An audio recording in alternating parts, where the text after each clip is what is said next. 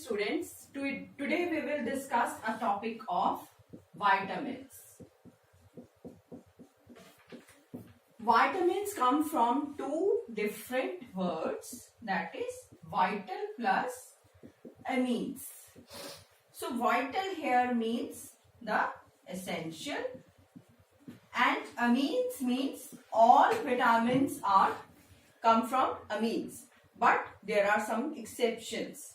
So for a proper definition of vitamins, we will see they are micronutrients required in very small amount.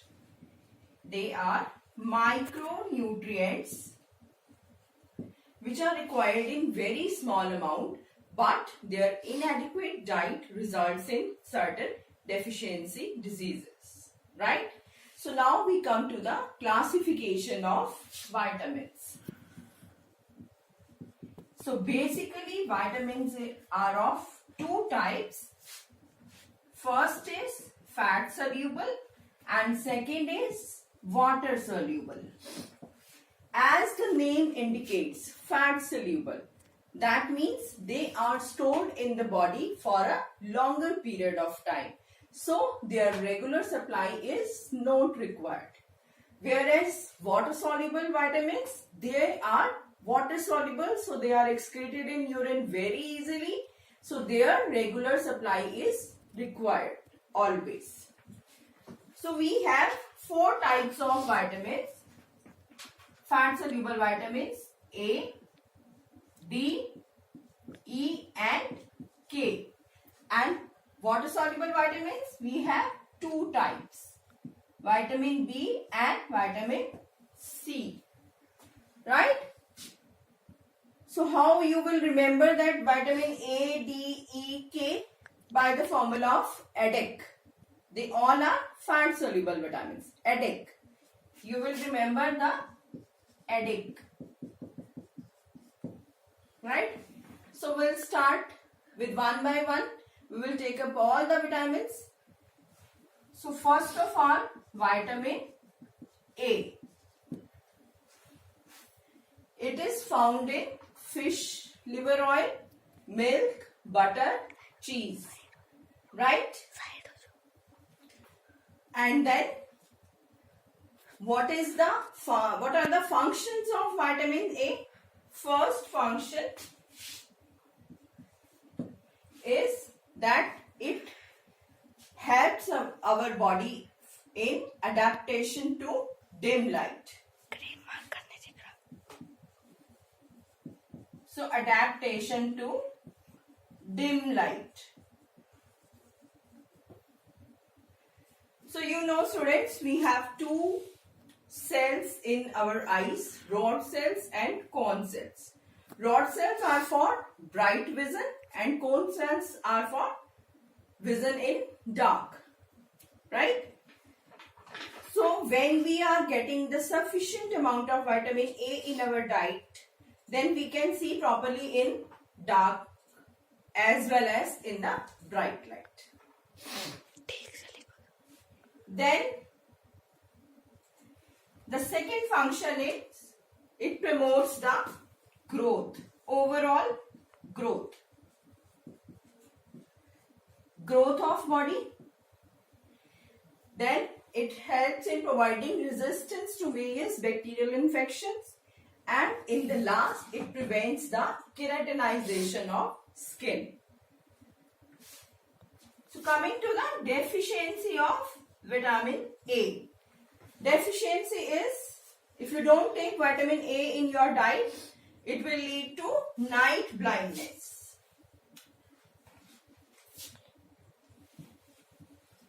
So we come to the deficiency of vitamin A.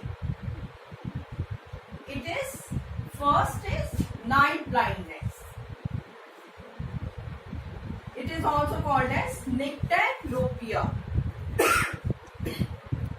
That means, so we come to the deficiency of vitamin A. The first is night blindness. It is also called as nyctalopia. That means the persons who are deficient in vitamin A diet, they cannot see in the dark.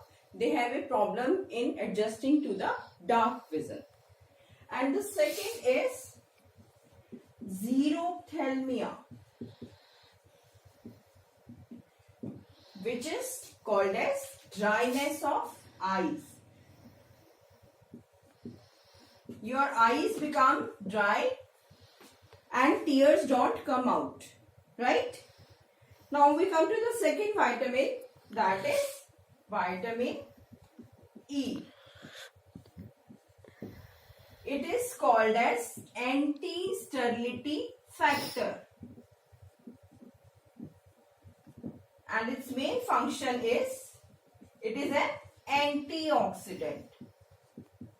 It prevents the oxidation of vitamin A, C and many unsaturated fats. And then we come to vitamin D.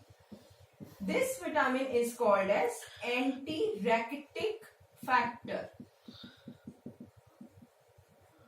Now how come anti-rachitic? Anti-rachitic means it helps in prevention of rickets in children.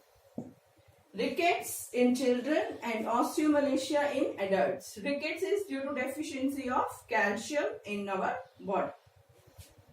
And its main function is it helps in absorption of calcium and phosphorus in our body. So last vitamin, which is fat soluble, is vitamin K. This is known as anticoagulation vitamin factor. Anticoagulation factor. Why? Because it is a very important vitamin which is helpful in blood clotting.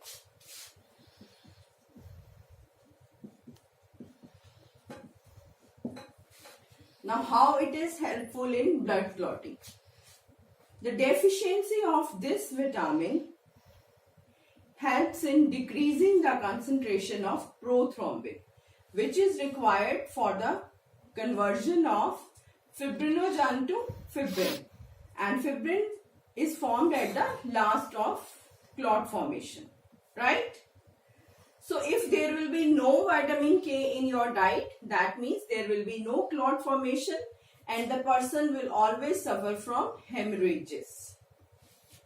What are hemorrhages? This is a disease in which the bleeding from a broken blood vessel occurs either outside the body or inside the body, right? Now we have covered all fat soluble vitamins, that is vitamin A, D, E and K. Now we will start with water soluble vitamins. As the name indicates, they are very much soluble in water, so they are not stored in body and their regular supply is needed always. So we have two types of water soluble vitamins, vitamin B group and vitamin C. So in vitamin B group we have B1, B2, B3, B6, then nicotinic acid, pyridoxine and biotin. So first is your vitamin B1, which is also called as riboflavin.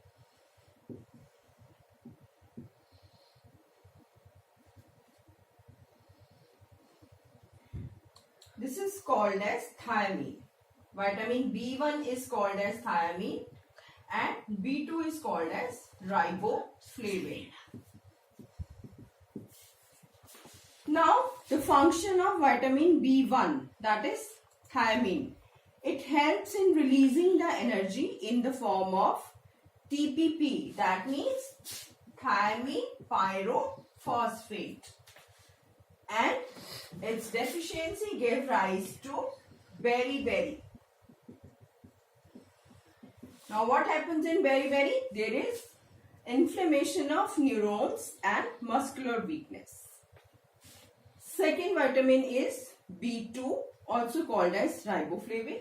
It helps in releasing the energy in the form of FMN and FAD.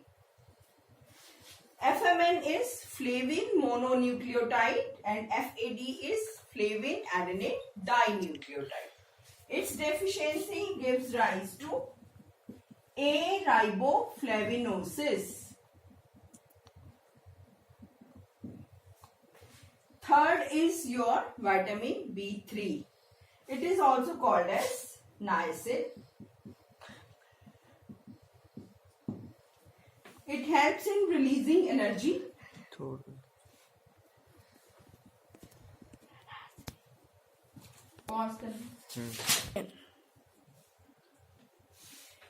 The next vitamin is vitamin B3, which is also called as niacin. It helps in releasing energy in the form of NAD and NADH. NAD is nicotine adenine dinucleotide. And the deficiency disease of this vitamin is pellagra. Pellagra is again shown by the dermatitis. That means inflammation of skin and dryness of skin. Next vitamin is vitamin B6. It is also called as pyridoxine.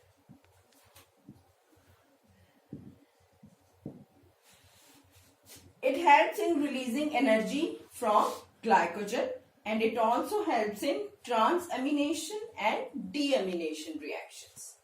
The deficiency of this enzyme gives rise to dermatitis. And the next vitamin is biotin. Biotin helps in releasing the energy from carbohydrates. It also helps in deamination reactions and it also helps in metabolism of fatty acids. The deficiency of this enzyme gives rise to again dermatitis. So now we come to the next vitamin of vitamin B group, that is pantothenic acid.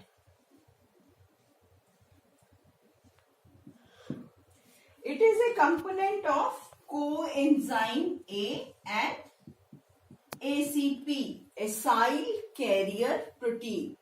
Both of these are required in the synthesis of fatty acids.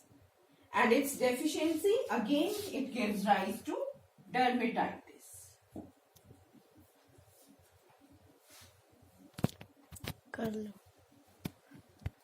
Now the next vitamin in vitamin B group is folic acid. It is also called as hemopoietic vitamin and it helps in transfer of those reactions which involve the single carbon units. It also helps in the various oxidation reduction reactions and the synthesis of adenine and thymine. Various